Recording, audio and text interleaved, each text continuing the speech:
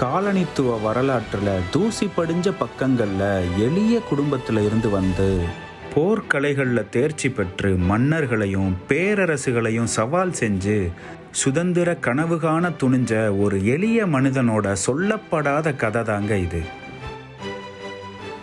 ராமநாதபுரத்துக்கு அருகே இருக்கிற பனையூர் கிராமத்தில் 1725 பிறந்த மருதநாயகம் பிள்ளை ஒரு சாதாரண தமிழ் குடும்பத்திலிருந்து வந்தவர்.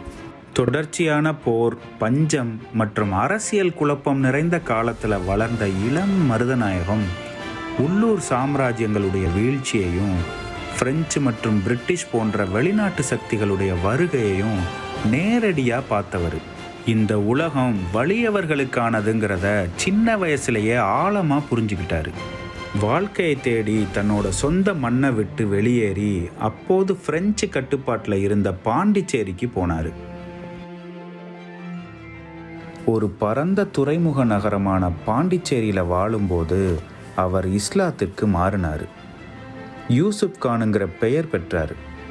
இதுக்கு காரணம் சமூக முன்னேற்றத்துக்காகணும் அல்லது இராணுவத்தின் மேலே இருந்த ஈர்ப்பு காரணமாகணும் இருவேறு கருத்துக்களை சொல்கிறாங்க. ஒரு இளைஞனாக வளர்ந்திருந்த யூசுப் கான் பிரெஞ்சு கிழக்கிந்திய கம்பெனியோடைய இராணுவத்தில் சேர்ந்தார். அங்கே அவர் ஐரோப்பிய இராணுவ தந்திரங்கள், துப்பாக்கிகள் பயன்பாடு, கோட்டைகள் முற்றுகை மற்றும் போர்க்கால உத்திகளை கற்றுக்கிட்டார். தன்னோட திறமை காரணமாக மட்டும் இல்லாமல் கூர்மையான உளவுத்துறை மற்றும் அரசியல் புத்திசாலித்தனம் காரணமாகவும் விரைவாக பதவிகளில் உயர்ந்தார்.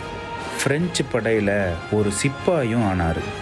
படிப்படியாக முன்னேறி French general Joseph Francis duplex கிட்ட நேரடியாக பணியாற்ற வாய்ப்பும் கிடச்சிச்சு.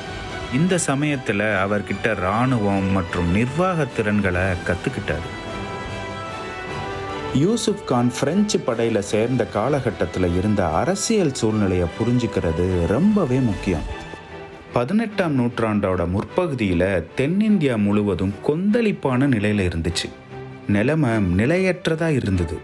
முகலாயர்களுடைய வீழ்ச்சி, ஐரோப்பிய வர்த்தக நிறுவனங்களுடைய லட்சியங்கள், ஆற்காடு நவாப் அரச குடும்பத்தில் இருந்த குழப்பங்கள் மற்றும் உள்ளூர் சாம்ராஜ்யங்களிடையே இருந்த போட்டிகள் போன்ற பல காரணங்களால் ஒரு அதிகார வெற்றிடம் உருவாச்சு.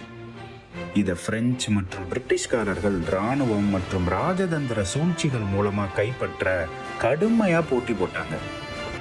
இந்த வீடியோ பிடிச்சிருந்தா கீழே இருக்க லிங்கை கிளிக் பண்ணி இதனுடைய முழுமையான வீடியோவை பாருங்கள். மறக்காமல் நம்ம சேனலுக்கு சப்ஸ்கிரைப் பண்ணி உங்களுடைய ஆதரவை கொடுங்க.